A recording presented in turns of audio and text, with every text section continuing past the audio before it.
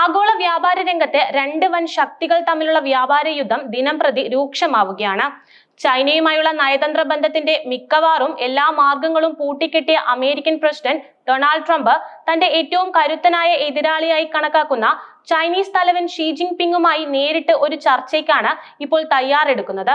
അജ്ഞാത സ്രോതസ്സുകളെ ഉദ്ധരിച്ച് politico report ചെയ്തതാണിത്. 90-ലധികം രാജ്യങ്ങൾക്ക് മേലെയായി ചുമത്തിയ തീരുവ വർധനവ് 90 ദിവസത്തേക്ക് താൽക്കാലികമായി നിർത്തിവെച്ചിട്ട് പോലും അക്കൂട്ടത്തിൽ നിന്ന് ചൈനയെ ബോധപൂർവം ഒഴിവാക്കിയത് ചൈനയെ ചർച്ചമേശയിലേക്ക് എത്തിക്കാനുള്ള ട്രംപിന്റെ അടവാണ്.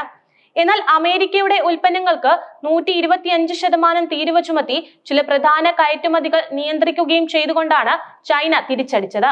ഷീ ജിൻ പിങ്ങുമായി നേരിട്ട് ചർച്ചകൾ നടത്തുന്നതിനായി മറ്റ് നയതന്ത്ര മാർഗങ്ങൾ പോലും ട്രംപ് തടസ്സപ്പെടുത്തിയതായാണ് പേര് വെളിപ്പെടുത്താത്ത മുൻ അമേരിക്കൻ സ്റ്റേറ്റ് ഡിപ്പാർട്ട്മെന്റ് ഉദ്യോഗസ്ഥരെയും ഒരു വ്യവസായ ഉദ്യോഗസ്ഥനെയും ഉദ്ധരിച്ച് പൊളിറ്റിക്കോ റിപ്പോർട്ട് ചെയ്തത്.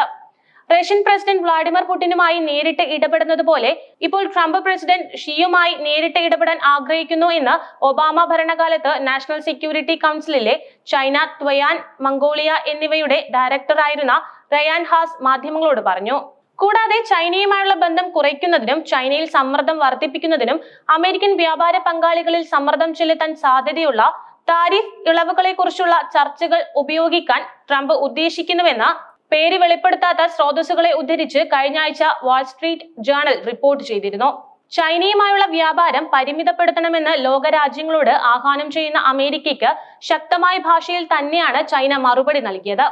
അമേരിക്കയുടെ ഭീഷണിക്ക് വഴങ്ങി തങ്ങളുമായി വ്യാപാരം പരിമിതപ്പെടുത്തിയാൽ അതേ നാണയത്തിൽ തിരിച്ചടി ലഭിക്കുമെന്നും അത്തരം നീക്കങ്ങളെ തങ്ങൾ അതിശക്തമായി നേരിടുമെന്നാണ് ചൈനയുടെ മുന്നറിയിപ്പ്. ചൈനയുടെ വ്യാപാര മന്ത്രാലയമാണ് മുന്നറിയിപ്പുമായി രംഗത്തെത്തിയിരിക്കുന്നത്. അമേരിക്ക അനാവശ്യമായി താരിഫുകൾ ഏർപ്പെടുത്തി മറ്റ് രാജ്യങ്ങളെ വരുതിയിലാക്കാൻ ശ്രമിക്കുകയാണെന്നും അത്തരത്തിൽ വഴങ്ങാൻ തങ്ങൾ ഉദ്ദേശിക്കുന്നില്ലെന്നും മന്ത്രാലയത്തിന്റെ പ്രതിനിധി വ്യക്തമാക്കിയിരുന്നു. ചൈനയുടെ എല്ലാ താൽപര്യങ്ങളും അവകാശങ്ങളും അതേപടി നിലനിൽക്കുമെന്നും അവയെ സംരക്ഷിക്കാൻ ഏതറ്റം വരെയും പോകുമെന്നും വ്യാപാര മന്ത്രാലയം അറിയിച്ചു.